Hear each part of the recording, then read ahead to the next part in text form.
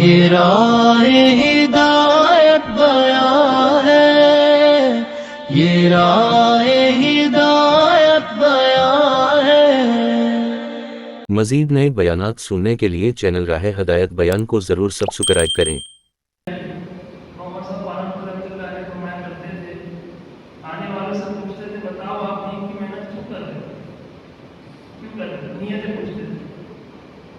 اللہ کے راستے میں جماعت آئے تو ان سے پوچھتے تھے اللہ کے راستے میں کیوں نکلے، تو یہ کہتا تھا حضرت ہم دین سیکھنے کے لیے نکلے، کوئی کہتا نماز سیکھنے کے لیے نکلے، کوئی کہتا تھا قرآن پاک سیکھنے کے لیے نکلے۔ ہر ایک کی الگ الگ نیت ہوتی ہے، سب کی نیک نیت ہوتی ہے لیکن الگ الگ ہوتی ہے۔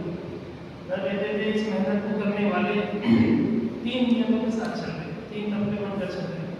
ایک وہ ہے جو بدنیتی کے ساتھ اس محنت کو کرتا ہے، دوسرا وہ ہے جو بے نیت بن کر اس محنت کو کرتا ہے، اور تیسرا وہ ہے جو نیک نیت کے ساتھ اس محنت کو کرتا ہے۔ تو بدنیتی کیا ہے؟ فرماتے تھے اس کام کی بدنیتی یہ ہے کہ آدمی دنیا حاصل کرنے کے لیے دعوت کی محنت کرے، دنیا حاصل کرنے کے لیے دعوت کی محنت کرے، اس کام کی بدنیتی ہے۔ اس کے اثرات اپنے علاقے میں پڑیں گے، نیت کے ساتھ پڑتے ہیں۔ فرمایا دوسری چیز یہ ہے بے نیت، بے نیت کو کچھ نہیں ملے گا۔ انما الاعمال بالنیات، سارے اعمال کا دعویٰ مومن کی نیت اس کے عمل سے بڑی ہوتی ہے۔ نیت کی طرح فرمایا نیت کے اثرات پڑتے ہیں کہ نیت کی اقترابی کی وجہ سے باپ کا پھل بڑا ہو جاتا ہے، نیت کی وجہ سے باپ کا بڑا ہو جاتا ہے، نیت کے اثرات۔ اور تیسری چیز فرمایا نیک نیت فرماتے تھے اس کام کو اپنی ذمہ داری سمجھنا، اس کام کو اپنی ذمہ داری سمجھنا، اور اس ذمہ داری سے اللہ کیسے راضی ہو جائے اس کے لیے دعوت کی محنت کرتے ہیں، کام کی ذمہ داری سمجھنا۔ تو سب سے پہلے کام کرنے والا عملہ اس کام کو اپنی ذمہ داری سمجھے۔ ذمہ داری اگر سمجھے گا آدمی تو فرمایا ہر مجلس میں بیٹھنا آسان ہے، ہر مجلس کو سننا آسان ہے، ہر مجلس کی ہدایت کو لینا آسان ہے، اور تقاضے لے کر پھر اپنے علاقوں میں جا کر محنت کرنا آسان ہے۔ اور جو ذمہ داری نہیں سمجھے گا کام میں تو لگے گا لیکن فرمایا کام کے تقاضوں کو توڑے گا۔ سب سے پہلے اس کام کو ذمہ داری سمجھے، ایسی ذمہ داری کہ فرمایا ہر حال میں اس کام کو پورا کرنا، جیسے صحابہ کرام رضی اللہ عنہم نے اس محنت کو کیا۔ تو ایک تو چیز ہے دوسرے کو اس کام کو ذمہ داری سمجھنا، دوسرا بڑوں کی منشا کے مطابق کام کرنا۔ حضرت فرماتے ہیں لوگ کہتے ہیں کہ حضرت یہ کہاں سے یہ کہاں سے یہ کہاں سے، حضرت کہتے ہیں ہماری باتوں کو دو جگہ دے، کتنی جگہ دے؟ دو جگہ، ایک قرآن پاک میں اور ایک حدیث میں۔ اگر یہاں دیکھو گے تو ساری باتیں مل جائے گی، ساری محنت مل جائے گی اور سارا کام مل جائے گا۔ اگر یہاں نہیں دیکھو گے تو پھر اشکال کرو گے یہ کیسے یہ کیسے کیسے۔ اس کے لیے ہمارے کام کو دو جگہ دے، ایک قرآن پاک میں اور ایک حدیث میں، کیونکہ بڑے جو کچھ کام دے رہے ہیں بزرگوں بڑوں کی طرف سے بنایا اور فارمولہ نہیں ہے کہ چند لوگ بیٹھ کر بیٹھے اور فارمولہ بنا کر امت کے سامنے دے دیا، نہیں۔ جو کچھ کام نظام دین سے کیا جائے جو بزرگوں کو قرآن پاک کے نصوص سے، احادیث کی روشنی میں، آپ صلی اللہ علیہ وسلم کی سیرت مبارک سے اور فرمایا صحابہ کرام رضی اللہ عنہم کی زندگی سے نکال کر امت کو یہ کام کا اصول اور کام کا دستور کیا جاتا ہے۔ اس طرح سے کام کریں گے تب تو جا کر نتیجہ حاصل ہوگا۔ کام ہماری سمجھ سے نہیں چلے گا، کام بڑوں کی ہدایت سے چلے گا۔ جو کچھ بڑے بتا رہے بڑے جو کچھ بتا رہے اس کے مطابق اگر محنت ہوگی تب تو نتیجہ ظاہر ہوگا، ورنہ ہمارے تجربوں سے، ہمارے مشاہدے سے، ہمارے علاقے کی نوعیت سے اگر آدمی کام کرے گا تو محنت بہت ہوگی، قربانی بہت لگے گی، مجاہدہ بہت ہوگا، لیکن آخر میں نتیجہ کچھ بھی حاصل نہیں ہوگا۔ اس لیے ہمارے بزرگوں بڑوں کی منشا کے مطابق کام کرنا، جو کچھ کام ہمارے بڑوں کے دل پر اللہ نے کھولا ہے اس نہج کو لے کر چلنا۔ نہج کیا ہے؟ جتنا بتایا جا رہا اتنا کرنا، جیسا بتایا جا رہا ویسا کرنا۔ اگر ہدایت کے مطابق کام ہوگا تو اللہ کم محنت میں، کم قربانی میں، کم وقت میں نتیجے زیادہ ظاہر کریں گے۔ آپ دیکھو بہت کا میدان ہے لیکن ہدایت کے خلاف کام ہوا، ہدایت کے خلاف کام ہوا تھا کہ اس نے ہدایت دی کہ پر یہ آپ ایک جماعت بڑے صحابہ کی کہ آپ یہاں پر ٹھہرے رہنا، یہاں پر ٹھہرے رہنا، ہمارے سامنے سیرت ہے، لیکن ہدایت کے مطابق عمل نہیں ہوا، ہدایت کے مطابق عمل نہیں ہوا، اختلاف ہو گیا۔ کیا ہوا کہ بھئی اب تو دشمن فلٹ کر چلے گیا اور ماشاء اللہ ہمارے حکومت مسلمانوں کے ہاتھ میں آ گیا، سب اوپر رہ گئے سب نیچے آ گئے۔ جیسی ہدایت پر سے عمل ہٹ گیا تو فوراً کیا ہوا، ہمارے دوستوں کو اتنا بڑا نقصان ہوا کہ 70 صحابہ شہید ہو گئے۔ آپ سننا موجود ہے، 70 صحابہ شہید ہو گئے، آپ کے دندان مبارک شہید ہو گئے، اور یہ بات چل گئی کہ آپ صلی اللہ علیہ وسلم سارا میدان مسلمانوں کے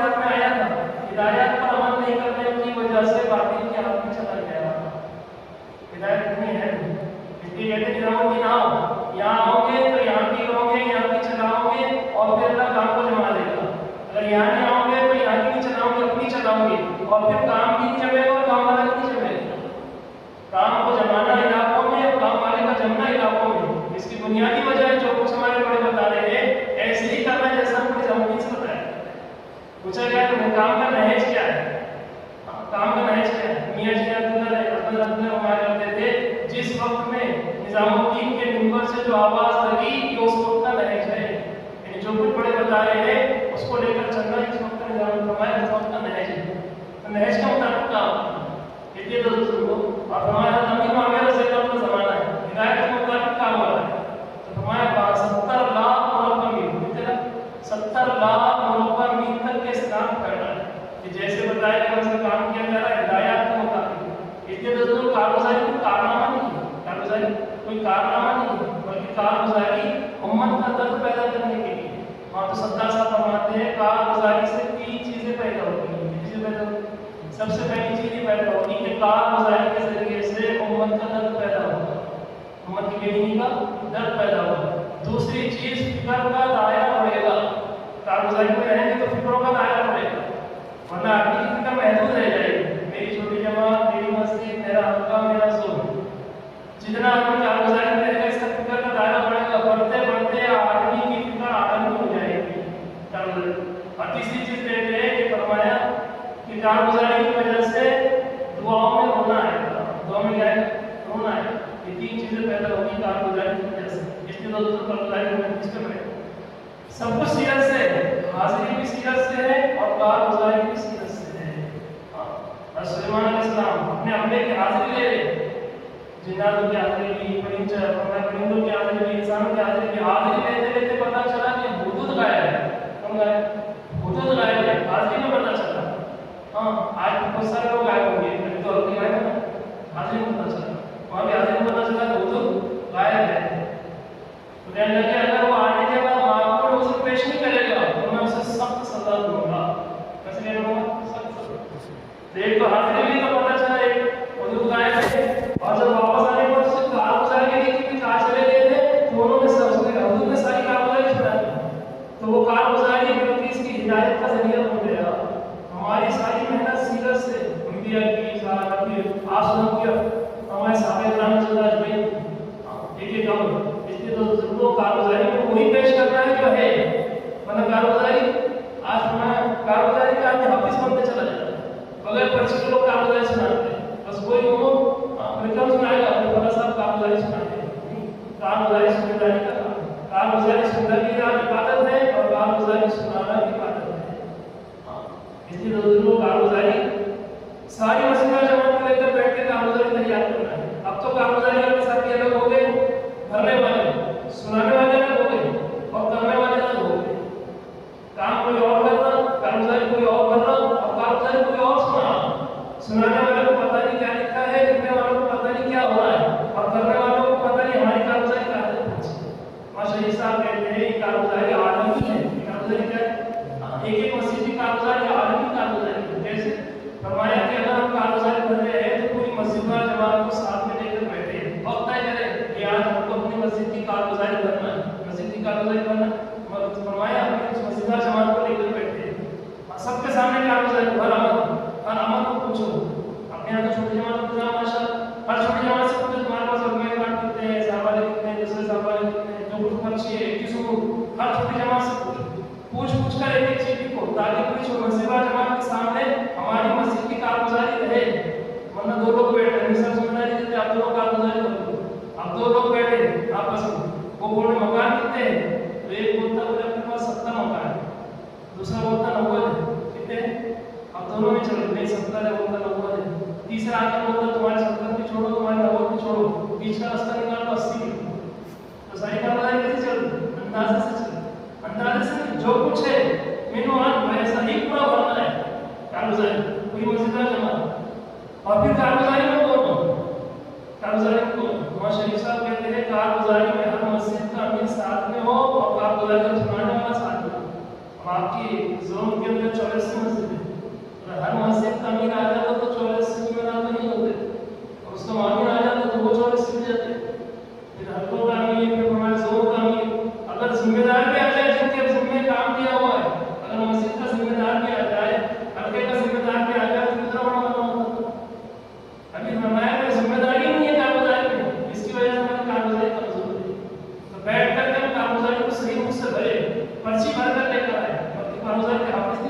पर्ची लेकर आए, 2-2, 3-3, 4-4 पर्चे लाए, सुनने वाले के पास, सुनाने वाले के पास, जितने अनुभव का जिम्मेदार बैठे हैं, अपने जिम्मेदार के सामने पर्ची हो अपने जोन की, ताकि पूरे जोन की कागजारी हर हफ्ते के पास हो, हर साथी के पास।